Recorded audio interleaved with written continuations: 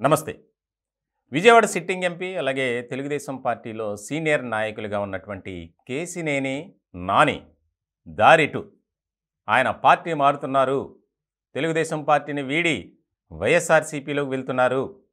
వైఎస్ఆర్సీపీలో ఉన్నటువంటి సజ్జల రామకృష్ణారెడ్డి గారితో ఇప్పటికే భేటీ జరిగింది అని ప్రచారం మాత్రం విస్తృత స్థాయిలో జరుగుతుంది. దానికి కారణాలు కూడా కొన్ని ఉన్నాయి. ముఖ్యంగా ఈ నెల 7వ తేదీన తిరువూరులో నారా చంద్రబాబు నాయుడు బహిరంగ సభ ఉంది. ఆ సభకు ఇన్ఛార్జిగా తన సోదరుడు ఎవరైతే ఉన్నారో కేశినేని చిన్ని ఆయన్ను నియమిస్తూ ఆదేశాలు జారీ చేశారు చంద్రబాబు నాయుడు. ఇట్లాంటి సందర్భంలో చాలా కీలకమైనటువంటి పరిణామంగా మనం చెప్పుకోవాలి. ఇప్పటికే నాని అలాగే చిన్ని వర్గీయుల మధ్య అంతర్యుద్ధం నడుస్తుంది. ఇద్దరి మధ్య కూడా వర్గ విభేదాలు ఉన్నాయి, వివాదాలు ఉన్నాయని ఎప్పటి నుంచో ప్రచారం జరుగుతుంది. దానికి సంబంధించి ప్రచారం జరిగినా జరగకపోయినా అది వాస్తవం అని మనం ఒప్పుకొని తీరాలి. ఎందుకంటే జరుగుతున్నటువంటి కార్యక్రమాలు అలా ఉన్నాయి. ఇట్లాంటి క్రమంలో విజయవాడ ఎంపీ అభ్యర్థిగా తెలుగుదేశం పార్టీ నుంచి కేశినేని చిన్ని ఆయనకు అవకాశం ఇస్తున్నారు అనేది కూడా ప్రచారం బాగా జరుగుతుంది. వాస్తవానికి కేశినేని నాని, కేశినేని చిన్ని సోదరులే అయినప్పటికీ వారి మధ్య ఒక కుటుంబ వ్యవహారాలు, అంతర్గత విభేదాలు ఉన్నాయి. ఇలాంటి క్రమంలో తాజాగా తిరువూరు సభకు మీరు రావద్దు, యాక్టివిటీస్లో పాల్గొనవద్దు అని పార్టీ ఆదేశించిందని, అలాగే దానికి సంబంధించి పార్టీ కార్యకలాపాల్లో మీరు పాల్గొనరాదు అని అధిష్టానం ఆదేశాలు జారీ చేయడంతో నేను దానికి కట్టుబడి ఉంటానని కూడా ఆయన ఒక పోస్ట్ చేశారు. ఆయన ఫేస్బుక్ ద్వారా మనం అది స్క్రీన్ మీద చూస్తున్నాం. అందరికీ నమస్కారం. నిన్న సాయంత్రం చంద్రబాబు గారి ఆదేశాల మేరకు మాజీ మంత్రివర్యులు ఆలపాటి రాజా గారు, ఎన్టీఆర్ జిల్లా టీడీపీ అధ్యక్షులు మాజీ మంత్రివర్యులు నెట్టెం రఘురామ్ గారు మరియు మాజీ ఎంపీ కృష్ణా జిల్లా టీడీపీ అధ్యక్షులు కొనకళ్ళ నారాయణ గారు నన్ను కలిసి 7వ తేదీన తిరువూరు పట్టణంలో జరిగే సభకు వేరే వారిని ఇన్ఛార్జిగా చంద్రబాబు గారు నియమించారని, కాబట్టి ఆ విషయంలో నన్ను కలుగజేసుకోవద్దని చంద్రబాబు గారు నాకు చెప్పమన్నారని తెలియజేశారు. అట్లాగే రాబోయే ఎన్నికల్లో నా స్థానంలో విజయవాడ లోక్సభ అభ్యర్థిగా వేరే వారికి అవకాశం ఇవ్వాలనుకుంటున్నారని, కాబట్టి ఎక్కువగా పార్టీ వ్యవహారాల్లో నన్ను జోక్యం చేసుకోవద్దని చంద్రబాబు గారు ఆదేశించారని నాకు తెలియజేశారు.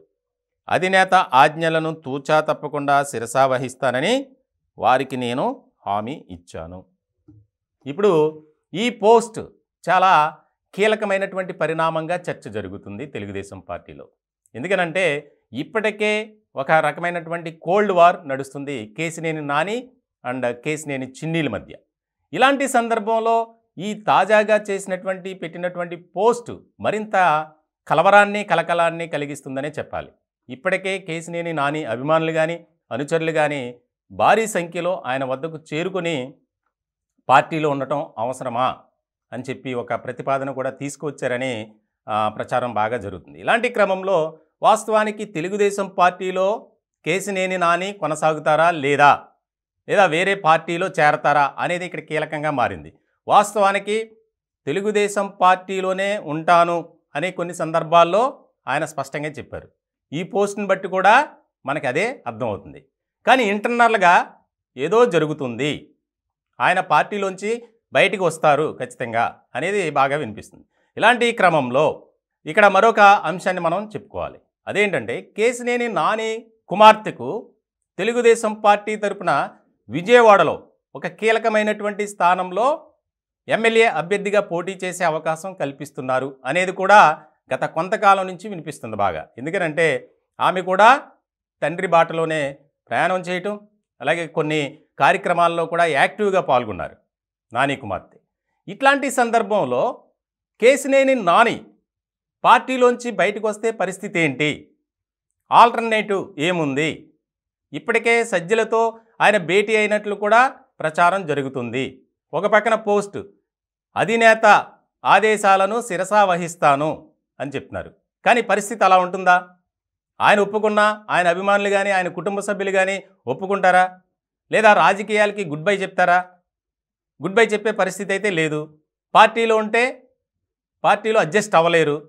అలా అని చెప్పి వేరే పార్టీలో ఎక్కడికి వెళ్తారు, వైఎస్ఆర్సీపీలోకి వెళ్తారు అనే ఒక ప్రచారం కూడా జరుగుతుంది.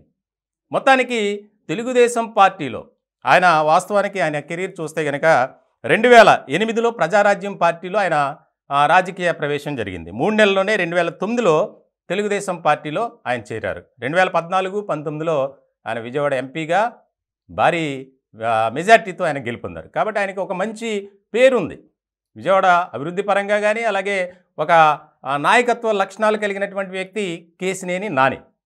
కాబట్టి మరి ఆయన్ని ఏ పార్టీ ఆహ్వానిస్తుందో, తెలుగుదేశం పార్టీలో వేరే బాధ్యత అప్పచెప్తారా, అప్పచెప్పినా ఆయన ఉండగలరా, తన కుమార్తె కోసం ఆయన త్యాగం చేస్తారా ఏంటి అనేది ఇక్కడ చాలా కీలకంగా మారింది. కానీ ఆయన అభిమానులు కానీ ఆయన అనుచరులు కానీ ఒకటే చెప్పేది, పార్టీలో కొనసాగొద్దు, విలువ లేని చోట మనం ఉండొద్దు అనే ప్రతిపాదన మాత్రం గట్టిగా చెప్తున్నట్లు మనకి తెలుస్తుంది.